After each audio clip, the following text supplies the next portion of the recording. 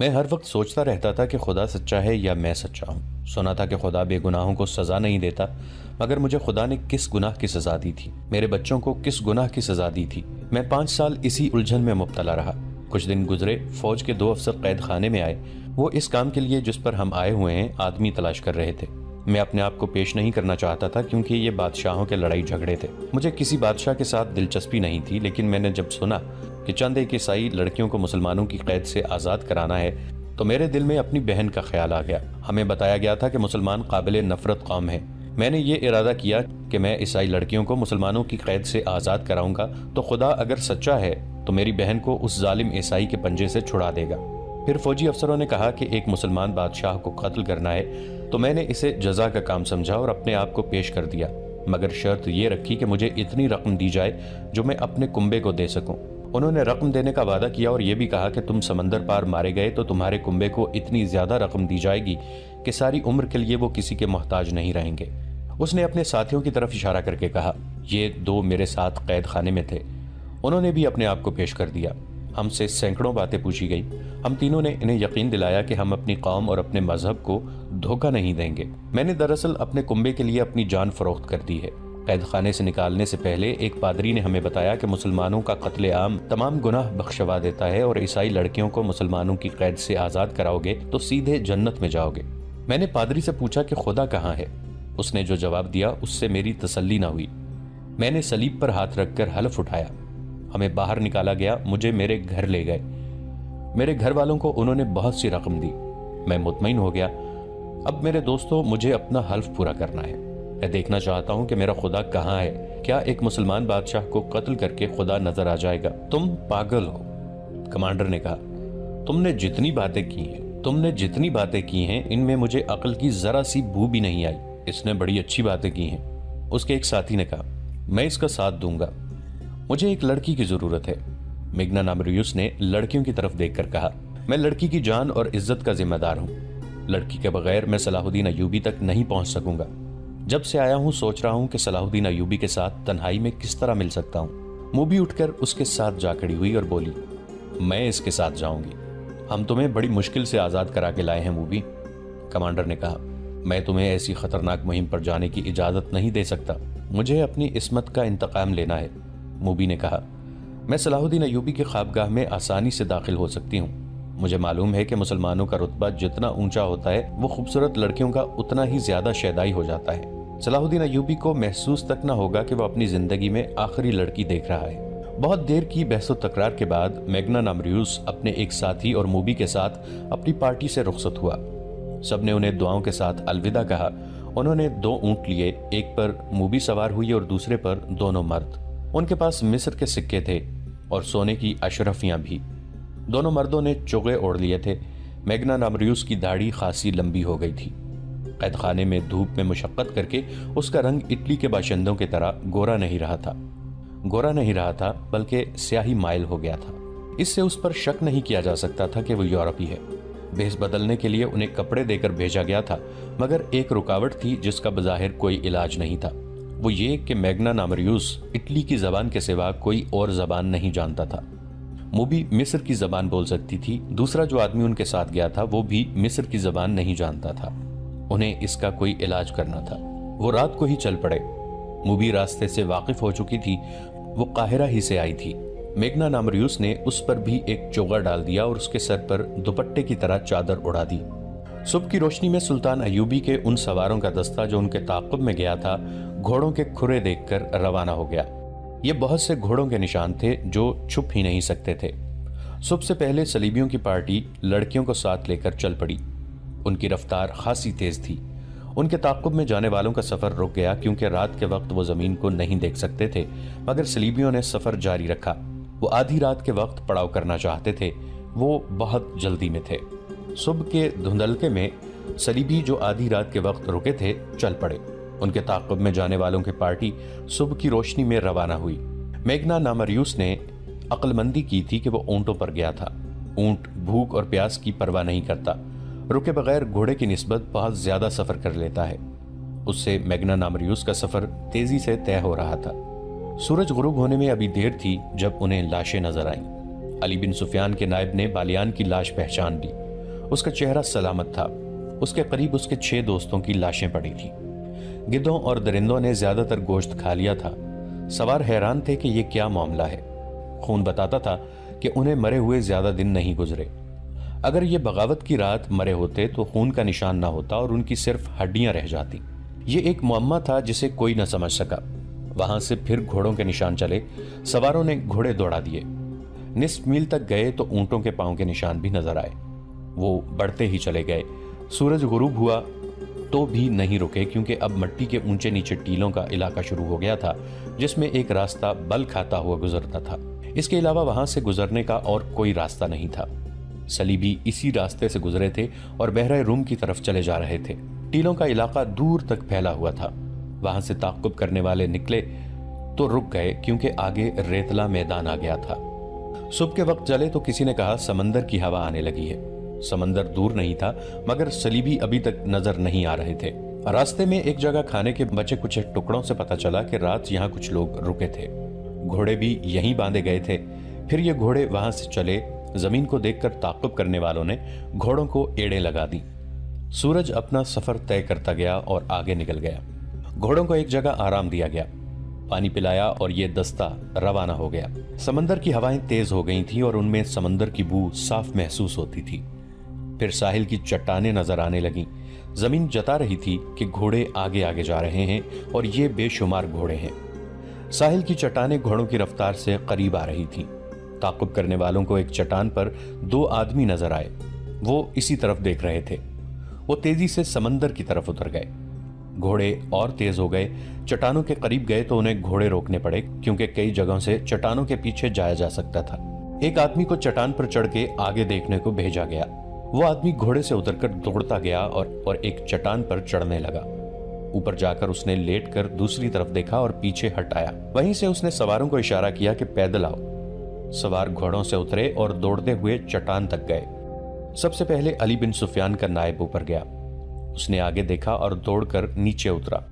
اس نے اپنے دستے کو پکھیر دیا اور انہیں مختلف جگہوں پر جانے کو کہا۔ دوسری طرف سے گھوڑوں کے ہنہنانے کی آوازیں آ رہی تھیں۔ صلیبی وہاں موجود تھے۔ یہ وہ جگہ تھی جہاں سمندر چٹانوں کو کاٹ کر اندر آ جاتا تھا۔ اس پارٹی نے اپنی کشتی وہیں باندھی تھی۔ وہ گھوڑوں سے اتر کر کشتی میں سوار ہو رہے تھے۔ کشتی بہت بڑی تھی۔ لڑکیاں کشتی میں سوار ہو چکی تھیں۔ گھوڑے چھوڑ دیے گئے تھے۔ اچانک ان پر تیر برسنے لگے۔ تمام کو ہلاک نہیں کرنا تھا، انہیں زندہ پکڑنا تھا۔ بہت سے کشتی میں کود گئے اور کشتی کے چپو مارنے لگے۔ پیچھے جو رہ گئے وہ تیروں کا نشانہ بن گئے تھے۔ کشتی میں جانے والوں کو للکارا گیا، مگر وہ نہ رکے۔ وہاں سمندر گہرا تھا۔ کشتی آہستہ آہستہ جا رہی تھی۔ ادھر سے اشارے پر تیر اندازوں نے کشتی پر تیر برسا دیے۔ چپوں کی حرکت بند ہو گئی۔ تیروں کی دوسری باڑ آ گئی۔ پھر تیسری اور چوتھی باڑ لاشوں میں پیوست ہو گئی۔ ان میں اب کوئی بھی زندہ نہ رہا۔ کشتی وہیں ڈولنے لگی۔ سمندر کی موجیں ساحل کی طرف آتی اور چٹانوں سے ٹکرا کر واپس چلی جاتی تھیں۔ ذرا سی دیر میں کشتی ساحل پر واپس آ گئی۔ سواروں نے نیچے جا کر کشتی پکڑ لی۔ وہاں صرف لاشیں تھیں۔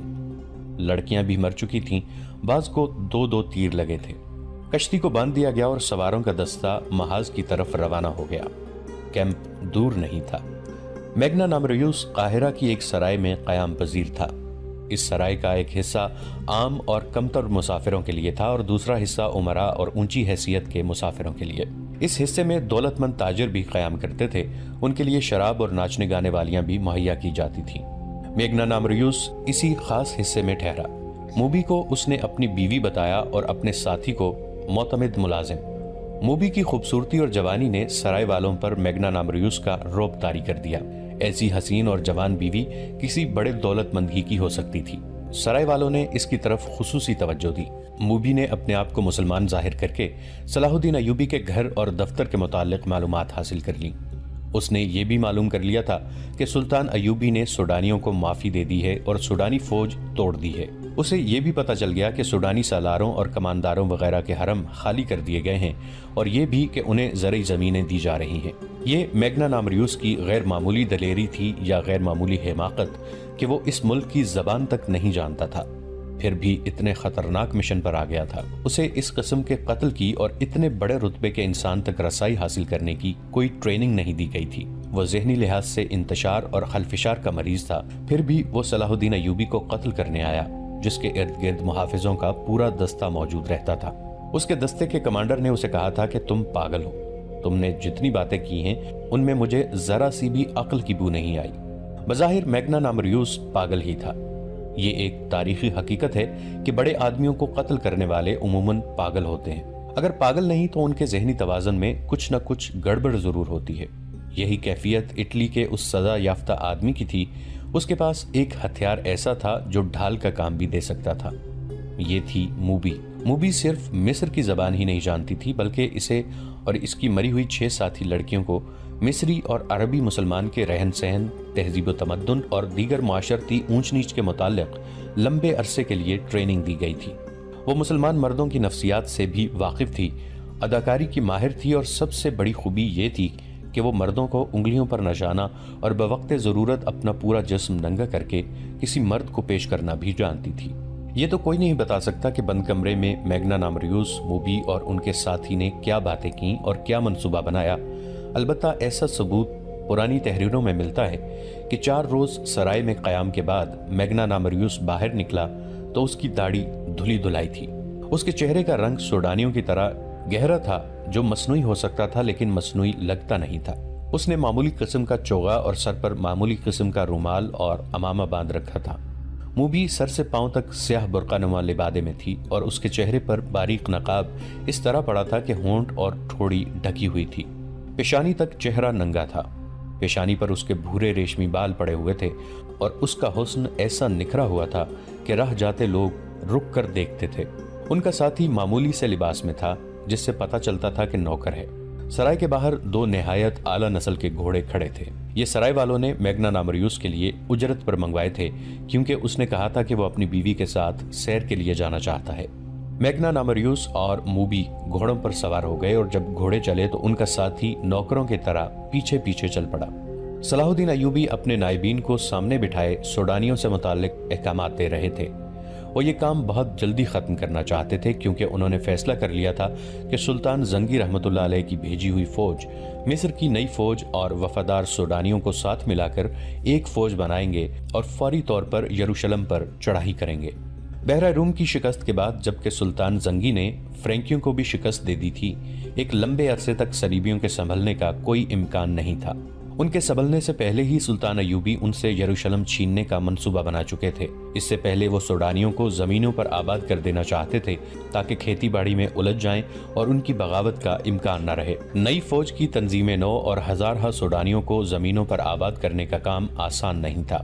ان دونوں کاموں میں خطرہ یہ تھا کہ سلطان ایوبی کی فوج اور اپنی انتظامیہ میں ایسے اعلیٰ افسر موجود تھے جو انہیں مصر کی عمارت کے سربراہ کی حیثیت سے نہیں دیکھ سکتے تھے۔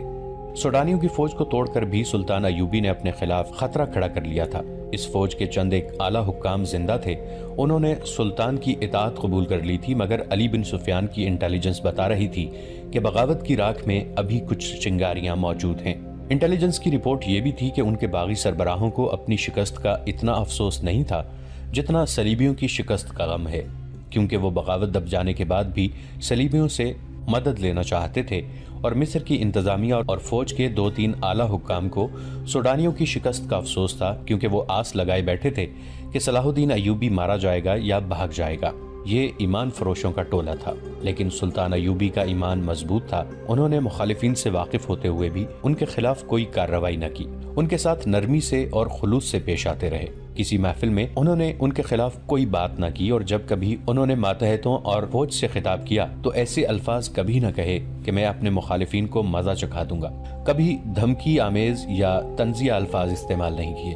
البتہ ایسے الفاظ اکثر ان کے منہ سے نکلتے تھے، جیسے اگر کسی ساتھی کو ایمان بیچتا دیکھو تو اسے روکو، اسے یاد دلاؤ کہ وہ مسلمان ہے اور اس کے ساتھ مسلمانوں جیسا سلوک کرو تاکہ وہ دشمن کے اثر سے آزاد ہو جائے۔ لیکن درپردہ وہ مخالفین کی سرگرمیوں سے باخبر رہتے تھے۔ علی بن سفیان کا محکمہ بہت ہی زیادہ مصروف ہو گیا تھا۔ سلطان ایوبی کو زیر زمین سیاست کی اطلاعیں باقاعدگی سے دی جا رہی تھیں۔ اب اس محکمے کی ذمہ داری اور زیادہ بڑھ گئی تھی۔ محافظوں اور شتربانوں کے قتل کی اطلاع بھی قاہرہ آ چکی تھی۔ اس سے پہلے جاسوسوں کا گروہ جس میں لڑکیاں بھی تھیں محافظوں سے نامعلوم افراد نے آزاد کرا لیا تھا۔ ان دو واقعات نے یہ ثابت کر دیا کہ ملک میں صلیبی جاسوس اور چھاپہ مار موجود ہیں، اور یہ بھی ظاہر ہوتا تھا کہ انہیں یہاں کے باشندوں کی پشت پناہی اور پناہ حاصل ہے۔ ابھی یہ اطلاع نہیں پہنچی تھی کہ چھاپہ ماروں اور لڑکیوں کو عین اس وقت ختم کر دیا گیا ہے جب وہ کشتی میں سوار ہو رہے تھے۔ چھاپہ ماروں کی سرگرمیوں کو روکنے کے لیے فوج کے 2 دستے سارے علاقے میں گشت کے لیے گزشتہ شام روانہ کر دیے گئے اور انٹیلیجنس کے نظام کو اور زیادہ وسیع کر دیا گیا تھا۔ صلاح الدین ایوبی قدرے پریشان بھی تھے۔ وہ کیا عزم لے کر مصر میں آئے تھے اور اب سلطنت اسلامیہ کے استحکام اور وسعت کے لیے انہوں نے کیا کیا منصوبے بنائے تھے، مگر ان کے خلاف زمین کے اوپر سے بھی اور زمین کے نیچے سے بھی ایسا طوفان اٹھا تھا کہ ان کے منصوبے لرزنے لگے تھے۔ انہیں پریشانی یہ تھی کہ مسلمانوں کی تلوار مسلمانوں کی گردن پر لٹک رہی تھی۔ سلطنت اسلامیہ کی خلافت بھی سازشوں کے جال میں الجھ کر سازشوں کا حصہ اور آلائے کار بن گئی تھی۔ زن اور زر نے عرب کی سرزمین کو ہلا ڈالا تھا۔ سلطان ایوبی اس سے بھی بے خبر نہیں تھے کہ انہیں قتل کرنے کی سازشیں ہو رہی ہیں، لیکن اس پر وہ کبھی پریشان نہیں ہوئے تھے۔ کہا کرتے تھے کہ میری جان اللہ کے ہاتھ میں ہے، اس کی ذات باری کو جب زمین پر میرا وجود بیکار لگے تو مجھے اٹھا لے گا۔ لہٰذا انہوں نے اپنے طور پر اپنی حفاظت کا کبھی فکر نہیں کیا تھا۔ یہ تو ان کی فوجی انتظامیہ کا بندوبست تھا کہ ان کے گرد محافظوں کے دستے اور انٹیلیجنس کے آدمی موجود رہتے، اور علی بن سفیان تو اس معاملے میں بہت چوکس تھا۔ ایک تو یہ اس کی ڈیوٹی تھی، دوسرے یہ کہ وہ سلطان ایوبی کو اپنا پیر و مرشد سمجھتا تھا۔ دوستو، آج کے لیے اتنا ہی۔ اسی کہانی کی اگلی قسط کے ساتھ بہت جلد حاضر ہوں گے۔ نیچے کامنٹ سیکشن میں اپنی رائے کا اظہار ضرور کیجیے گا۔ ہمارے اس چینل کو سبسکرائب کر کے نیچے موجود بیل آئیکن کو بھی ضرور کلک کیجیے گا۔ اگلی ملاقات تک کے لیے ہمارا اور آپ کا اللہ نگہبان۔